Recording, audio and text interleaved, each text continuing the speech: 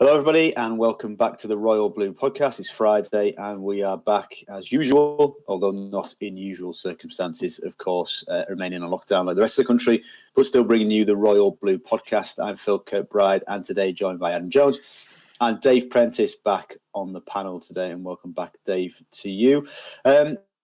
We will be finishing off your questions that came in, and thank you very much for those. We didn't get a chance to finish them all on Tuesday, so we will be going through the remaining questions, and there's some good ones. And then in what time left, we'll talk about various things. And as he's on the panel today, back on podcast duties, I'll speak to Preno about his excellent Gary Lineker piece that went up yesterday, which I'm sure you have read. So we will talk about that amongst other things, but we'll get straight into it. And as you're back on, Preno, straight in for a question for you. From Casey, would you sign Djibril Sidibe in the summer? No. It's a straightforward response. We might need a little bit more than that, Preno. Up until about 3 or 4 weeks ago, I was probably torn between the quality he brings going forward, which is considerable. You know, his delivery into the box is good. He gets into good attacking positions, but I've just seen so many defensive mishaps from him over the last month or so that have cost us goals, and that just makes me think that we can do better elsewhere. I'm still not entirely sure about Seamus Coleman long term. So much as I love Seamus, I think we have probably seen the best of him now. But don't dismiss him. He's still capable of doing a job. So for a season or two, yes. Jonjoe Kenny, I have to say, I don't know enough about his time in Germany. So how well he's done. Before he went, we saw a man similar to Sidibe, who for me was decent going forward, but again, not quite as solid defensive as you would have liked. But to answer the question, Sidibe, no. I want to see more. I want to see a defender first and foremost, somebody that will prevent goals going in, that can also provide quality going forward. And I just think we can do better than Sidibe, in the transfer market. Going ahead might sound harsh, but if we're looking at being a team that's going to finish in the European qualifying positions as a minimum, Champions League qualification as the ultimate ambition, I think we've got to do better than that. Has your opinion shifted at all on the Sidibe conundrum? I think my opinion has shifted throughout the year on the Sidibe conundrum. I think I've got to agree with Preno. Really, there was a real period of this season, maybe a month, 2 months or so, where you were thinking to yourself, it's going to be a right steal for Everton to get Sidibe for what was it, about 12 million, something like that. The price would be in the summer. There was a time when we were thinking to ourselves, yeah, that just sounds like an absolute shoe-in. His ability going forward is so good. It's a breath of fresh air. It's something that, for how well Seamus Coleman has been playing in other areas, we've not really seen that sort of attacking influence from him probably since his injury.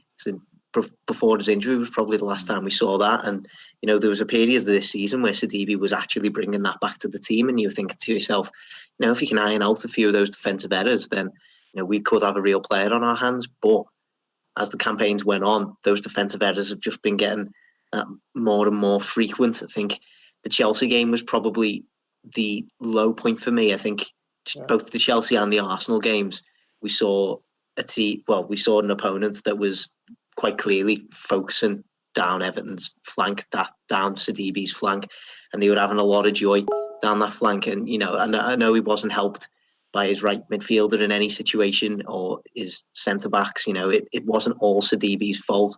But once you see an opponent's target a player in that position, then you do just kind of question whether Everton should be trying to bring him in on loan. And I think Preno makes a good point as well. The other right backs that Everton haven't really staked their claim for the position either. Seamus Coleman has been a fantastic servant for the club, but it's obvious that he's not at the peak that he was a few years ago. Jonjoe Kenny is a young player who's learning his trade. He's been taught a few harsh lessons in Germany. I remember seeing a game quite early in his spell against Bayern Munich, and Schalke got a good beating by Bayern Munich, as many teams do in that league, to be fair.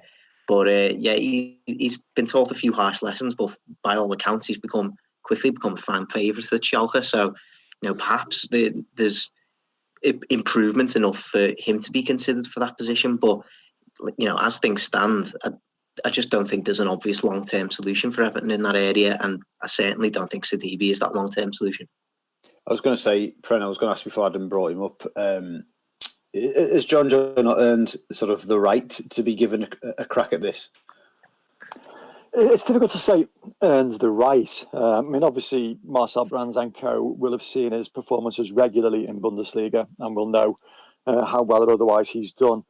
But it's such a ruthless environment, Premier League football now. You have to be absolutely, so top of your game all the time to earn that right to play regularly, week in, week out. I don't think he did before he left the club to go on loan, and obviously that's why he decided to go on loan, to try and show that he can thrive in a different environment. And I have to be honest and say I don't know if he's done that sufficiently. Obviously Adam's seen more of him playing over there than I have, but I'm still not sure. I think the only way you can earn that right is to come back into the Premier League and put together a consistent run of, so 4, 5, 6 performances, which is what Seamus Coleman did at the beginning of his career. I mean, he had that absolutely appalling experience very early on. When I was in the Stadium of Lighthouse in Lisbon when he made his debut at left back and against Angel Di Maria. Everton lost 5-0, and it was a very, very chastening experience. But he came back and absolutely bounced back spectacularly from that and put together a real, consistent run of performances. Obviously, so Jonjoe Kenny has not had quite that kind of experience. But, there've been 1 or 2 moments, so when he's looked a little bit defensively frail. So the only way he can earn that right, I think, is to come back to Everton and do it, basically, to be given the opportunity. And we do it 3 or 4 times in a row. But no, I don't think he's actually, no one's got that God-given right. I think you've got to, do it in the Everton first team rather than, earning it elsewhere. I'd just staying with Kenny and on that theme, though, Everton are trying to sort of, not revamp necessarily, but in terms of rejig the approach to the transfers market. Marcel has set out an age bracket of players which the club will invest heavily in. There's obviously going to be an emphasis on reviving and getting that production line from the academy going again and producing homegrown players as part of the overall strategy. So in that respect, does Kenny need to be given a crack of the whip next season, brought back and gone, right, you've been out on loan, it's a full season of first team football at a very good standard. We're going to give you this opportunity now. Yeah, I'd say if you're going by that argument, yeah, he probably does deserve his chance. And I think it's just about weighing up what Everton's priorities are going to be in the transfer window, because right back is a position that we all know certainly needs addressing. But if we've got a player with the quality of Kenny to be able to step up, can we then divert funds into other areas that we might need improving? Central midfield, right midfield, even up front, we might need improving as well. Jonjoe Kenny is still a very good player. He's had good spells at Everton, never mind when he's moved on loan to Schalke. And I think if we're going to be bringing through any young player, I think Kenny's probably the player at the minute who's on loan at the highest profile sort of club. He's been getting very regular game time. David Wagner's a huge fan of him during his time at Schalke. So he must be doing a lot of things right. And I think he's absolutely earned the right to at least be assessed by the likes of Carlo Ancelotti's surely going to want to have a look at him if he's going to be on Everton's books. He won't have a proper look at him really. So you'd like to think Ancelotti would like to have a look at him, but it also depends on what the player wants to do as well. He's been very coy about his own future. Perhaps if he doesn't see that he's going to be the long-term option at Everton, he now has a role at Schalke where it looks like he would be the long-term option. So would he maybe want to trade up Everton for Schalke on a permanent basis?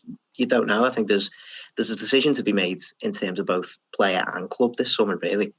That's quite a good point, actually. Adam mentions there about Carlo's not actually seen him in the flesh. Yes, I was going to ask you. Yeah, he's only had seen reports secondhand. You'll have seen videos. You'll have seen so evidence in that respect. But players can take you by surprise. I always remember. Was it Roberto Martinez talking about Leon Osman? And he knew about Leon Osman, so from having played against him, from having seen him secondhand, but was very pleasantly surprised at what he learned about the player, having seen him firsthand on the training pitch. And in games, you get a different perspective. And so maybe Carlo will want to actually monitor his progress firsthand, see him on the Finch Farm training pitches before he actually makes that decision. So yeah, so maybe he does deserve, so maybe not a God-given right to go straight into the first team, but certainly the right to come into Finch Farm and show Carlo what he's capable of. Is that also a time issue though, Preno? Because if Carlo took a look at him in pre-season and maybe decided he wasn't quite what he wanted, it then reduces the time frame on the club to go and find the player they want, rather than have it all teed up and a decision made prior to whenever the transfer window opens. Yeah, I was going to say that's a fair comment, that, but again, we're dealing in a grey area now because we have no idea whether this current season will end, and if so, when it's going to end, when pre-season is going to start. But what Adam mentioned earlier is a very good point. It's a sense of priorities. It's which areas of the squad are most in need of attention. And right back probably isn't a pressing priority. It would be a nice to have, sort of top class fullback if one became available. But failing that, there are other areas of the squad that probably do need more urgent attention than that. So that could be the opportunity for Jonjoe to stake a claim. So while there's other areas are being addressed. Okay, good stuff, chaps. Moving on to the next question we've got left over from Matty Lawson. In a 4-4-2, you need two central midfielders who can do it all, brackets Reed and Bracewell. Do you think Gomez fits into Ancelotti's 4-4-2 system going forward? Adam? I think he does. I think he's got the physical attributes that he can certainly do it all, and I think you only need to look at that second half against Arsenal. Now I know we're looking at a game in isolation there from a player who's only just come back from injury, but he was so good in that when he came on against Arsenal. He was probably Everton's best player on the pitch when he came on. The kind of influence that he can have in possession in that central midfield role. He drops back, he collects the ball from the defence, he carries the ball 30 yards, and he can spray long range passes, short passes. He's got an eye that no other midfielder that Everton has. So I think maybe the defensive side of his game might need a little bit more improvement if he's going to be playing in a 2. But that'll come. He's got to learn Ancelotti's system, like every other player in the squad is going to have to learn that system as well. I don't think it's going to be any different for the central midfielders as it would be for maybe the right midfielders who are going to have to do a bit more defensively, or the strikers who are going to have to maybe run the channels that little bit more. Everybody's going to have to try and modify their game in some way to try and fit into Ancelotti's system. And I think Gomez has shown us so far that he's got a whole bag of qualities that he will be able to do that. So, I would say he does fit into Ancelotti's system. Preno, do you agree? Do you think Gomez can be a 4-4-2 midfielder, in the, living up to standards set by the aforementioned Mr. Reed and Mr. Bracewell? Well, he's setting the bar very, very high there. But equally, what Matty also said is this central midfielder that can do everything a la Reed and Bracewell. Reed and Bracewell couldn't do everything. They were great midfielders, but they weren't great going forward. Reed scored the occasional goal. Bracewell, I think, got about 2 or 3 in his Everton career. When you've got a 4-4-2 system, you need balance. That's the most important thing. And that 4 that Everton played in the teams that Reed and Bracewell played in had wonderful balance. They were able to get forwards, get back, and assist the wide players that provided the goal-scoring output. So as long as you get that balance right, I don't think it matters quite so much that, the midfielder can't do everything. For what it's worth, I think Andre Gomez has got most of the qualities that a good central midfielder does need. He can score goals. We've not seen it often enough, I know. But, the goal he scored against Wolves, the efforts he's had, at goal. We know that he's capable of getting forward and being more of an influence further up the pitch. But that's not his primary, sort of top quality. His best quality is his passing, his ability to hold the ball, his ability to knit things together. And as long as you've got other players around him that can, sort of bring the other elements of that game, for argument's sake, a tackler alongside him, a bit of pace either side, or a bit of, sort of goal-scoring output, I think you can get over, so those things that aren't his, sort of absolute top part of his game. 100%, provided you have the other players around him, so as long as the balance is right. But I'm a big Andre Gomez fan, so I think, yes, he can 100% be part of a 4-4-2. So, Brendan, does it make sense to you then to hear Carlo fairly recently talking about trying to sign a midfielder with, quote, energy in the summer? Well, yeah, again, because that sort of hints that, the partner that can do the things that maybe Gomez doesn't do. I think it also hints to the fact that we've never really replaced Garner Gay. No. So what a huge sort of influence he was on the team. And when he left, he was very, very clever at the time, saying, yeah, but he gives the ball away too much. So he doesn't do this, doesn't do that. And it just tended to overlook the qualities he brought to the squad and why a club like PSG wanted to sign him in the first place. Obviously energy was his primary quality. He covered so many kilometres every single match. It was untrue. He prevented things from happening, so before they even, sort of begun to mount, sort of attacks elsewhere. So, yeah, I understand why he would want a midfielder with energy, but that doesn't mean that, so Andre Gomes can't be part of that midfield. Of course he can. To me, the two, sort of qualities would complement each other. Okay, good stuff. Next question comes in from Jake Marley. In your opinion, who is the most underrated player in the current squad? And then he comes with a supplementary question. And does Tom Davies need a loan like Mason Holgate and Jonjoe Kenny to further his development? I'll let Adam jump on that while I gather my thoughts. Oh God, can I answer the second bit first? I'll keep thinking. I do think Tom Davies probably does need a loan. I think Jake hits on the point that I've been trying to make for a good while when I've been talking about Davies to other people. That I think he should be using Holgate as the example for that.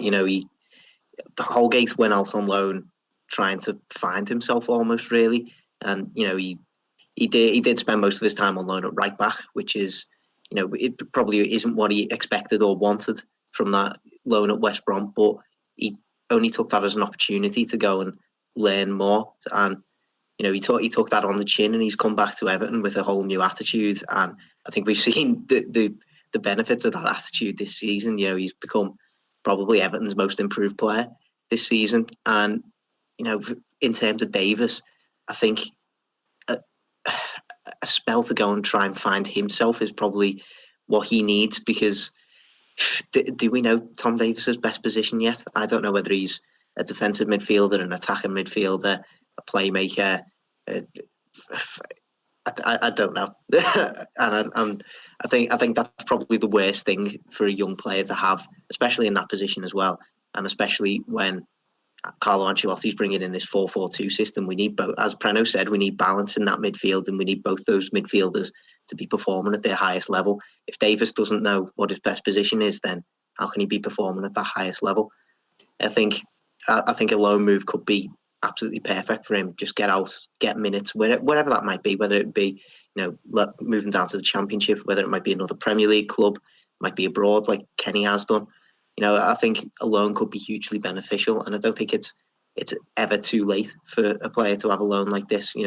So I think Davies could be in prime position, especially with, as we've said, Ancelotti on the hunt for a midfielder with more energy.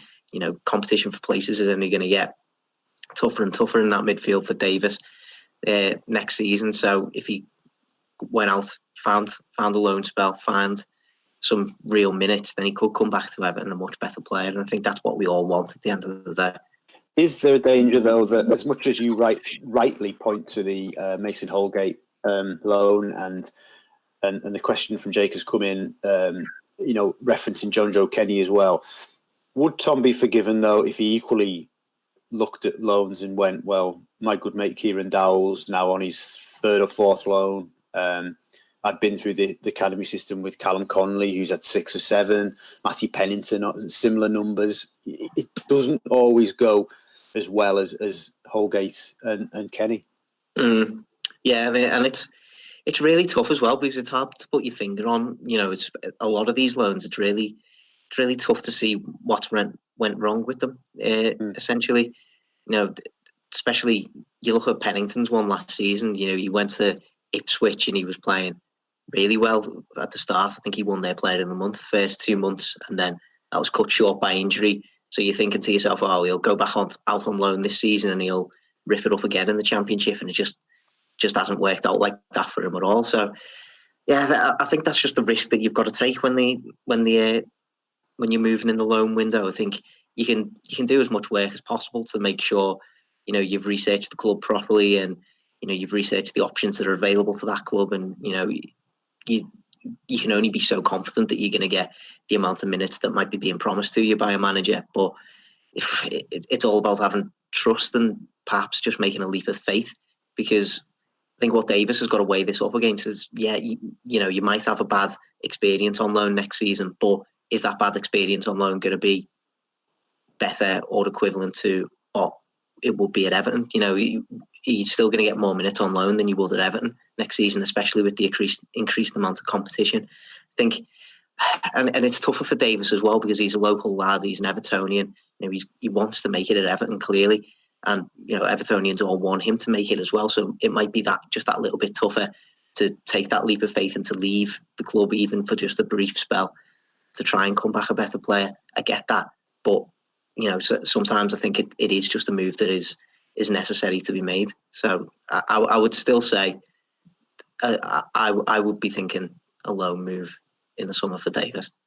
Yeah, Brennan, do you agree? What do you think? I mean, equally on the flip side, he could stick around and look what's happened with the injuries. We've been decimated by midfield injuries, opportunities, suspensions, loss of form from players, new players not bedding in. There's no immediate guarantee that Gbamin will hit the ground running. Whoever the new man that comes in, there's no immediate guarantee that will work. Tom could well sat here thinking, well, I've got as good a chance as anybody whenever the start of next season is. It's a gamble, isn't it? It's a gamble you take. I'm not sure about a loan move. I think a lot depends on the identity of the club that he went to. If, in an ideal world, you could guarantee a move to a Premier League club, great. He's going to be getting more exposure. He's going to be getting the quality of opposition that he will need to develop as a footballer. I don't think a loan move to the Championship is going to do him or Everton any good. In fact, I can't really think of many Championship loan moves that we've had where we've actually benefited from the experience. I mean, Ross Barkley went, didn't he, to Sheffield Wednesday and Leeds? Wasn't selected.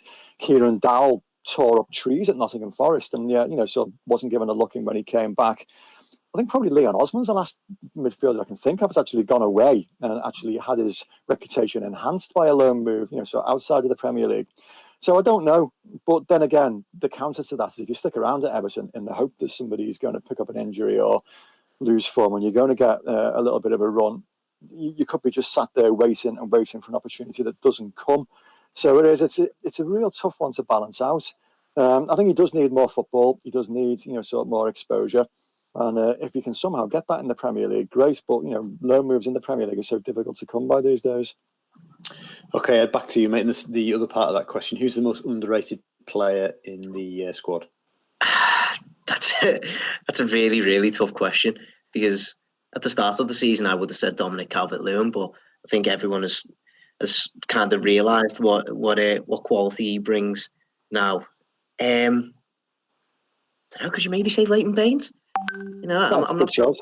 I'm not sure he's underappreciated in any way by Evertonians, but I think perhaps for other football fans across the league, I think he has slipped into that sort of bracket. Whereas Everton fans know and have seen in recent weeks, how well he can still cut it at the top level in this league. That goal against Leicester in the League Cup was absolutely spellbinding, really, and that's just the kind of quality that all Evertonians know he has, and I'm not sure anybody else in the country knows that he still has that quality about him. And I'd love to see Leighton Baines sign another year extension to his contract in the summer. So I'd probably go Baines. Yeah, I mean, it's a difficult question, So as Adam quite rightly says, they're probably using the same criteria. Players that are underestimated, possibly nationwide, as opposed to here on Merseyside. I would go for, it sounds like a bit of a mad one, but Richarlison. I mean, we know how good he is, so we know how important he is. And yet, the vast majority of the national media focus over the last, 3-4 months has been quite rightly around Dominic Calvert-Lewin and his progress and whether he can force his way into the England squad. To a lesser degree, Mason Holgate, his improved form, so whether he's on the fringes of an England, recall. Whereas Richarlison is actually in the Brazil starting lineup, so he's actually played for his country. He's scored goals consistently all season and very, very good big goals.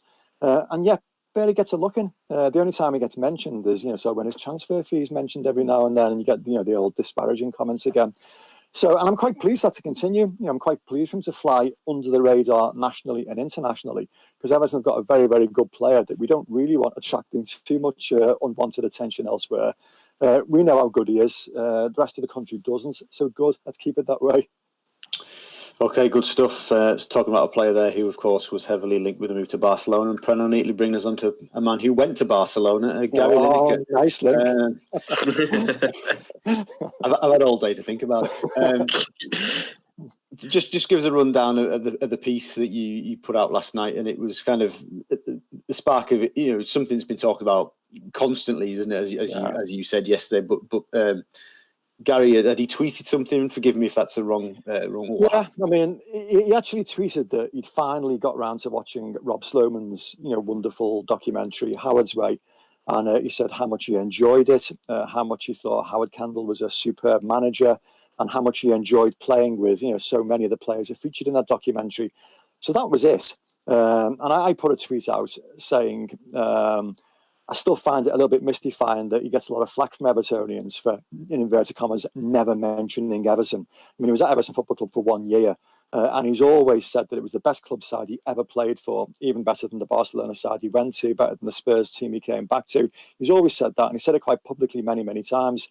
And yet he still gets tarred with this, so disliking Everton, anti-Everton brush. So, so I tweeted that out there saying I still find that mystifying. He never actually agitated for a move. He was basically sold to Barcelona. So Everton wanted to move him on. So why did he get flack? And Gary actually replied. He says, "True." It was just a one-word reply. So I thought, was obviously a bit of interest, and obviously loads and loads of replies underneath that. Got like over 100 retweets. So I thought, right, okay, there's obviously a bit of interest here. So I'll just do a piece reflecting back on that era. Quoted what Howard said at the time, which is that he thought the team's balance was adversely affected by Gary being in the team. He said that the wide players weren't scoring as many goals as they had done previously. They were being a little bit more reliant on Gary's pace over the top, which Kevin Sheedy's passing ability was taken great advantage of. So he didn't actively seek to move him on, but when Barcelona made an offer for him, which was very, very so substantial, Everton bought him for 800 grand and sold him for 2.5 million plus. He thought it was a deal too good to turn down, and he also thought that Gary, deserved to be told about it. When a club like Barcelona comes calling, you can't stand in a player's way like that. So that was, so where it all came from. He then obviously went to the World Cup, top scored at the World Cup, and once that happened, Barcelona were never going to, say no to him. So I just looked at all that. I carried Howard's quotes from the time. I carried what Peter Reid said in his autobiography, where he said that, it would be ridiculous to say that Everton would be better off without a world-class goal scorer like that. He understands why Everton moved him on. He says, but, so no football club that can guarantee 30 league goals from a striker is going to be better off for not having that player. So all that was part of the mix. And the thing that really, really, so confused me at the time is why Everton never actually put a clause, so in the contract when he went to Barcelona to buy him back, as Liverpool did in Rush when he went to Juventus at the same time. Because when he came back to Everton, also when he came back to England, in 1989, he signed for Tottenham for 1.1 million. Everton also signed a striker that summer, Mike Newell, for 1.1 million. Nothing against Mike Newell, but I think it's fair to say that, so Tottenham definitely got the best end of the deal there.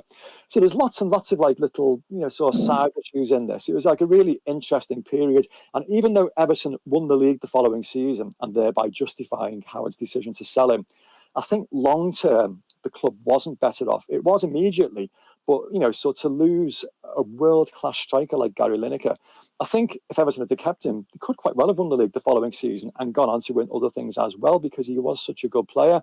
And it was quite interesting. I don't think I'm, still telling too many tales here, but I got a direct message from Gary, so shortly after that piece went up last night, and just teasing me really, saying, "I'll tell you the real story of why I think he sold me one day." And then didn't tell me. So, I'll keep pushing him, but we don't know. I mean, so Howard had his reasons for moving him on, and you can say those reasons were justified because obviously Everton won the league the following season. Personally, I think Everton weren't as well off, so without him. The balance of the team might have been better in the short term, but he was a great, great player, and so could have gone on to so won all manner of things with Everton Football Club. So really interesting times, and even though it was such a long time ago, 34 years ago, obviously there's a lot of interest in it still. So people are still interested in. And so what happened? So at Everton Football Club back then. Some actually argued that was the start of Everton's sort of slide from the best team in England, stroke Europe as they were at the time, to sort of the darker days that they had in the mid 90s. So not long afterwards, some suggested they were complacent. So allowing a player of his quality to leave the football club. Lots and lots of side issues, but very, very interesting times. Indeed, if you haven't had a chance to read that, that's on our website. So I would strongly recommend get your eyes on that one and have a read. So thank you very much, chaps, for your company. We'll finish there. We've ticked off all the questions that remain. But if you're listening and you think you've got more questions that you want to put to us, please get in touch with our channels on social media, on email or Facebook, Twitter. We're all on there. So please, if you got something you want to get off your chest and ask a question, put to the panel, please get in touch and we will get it answered. Ad Preno, thank you very much for your time. And thank you all very much for listening. This has been the Royal Blue Podcast.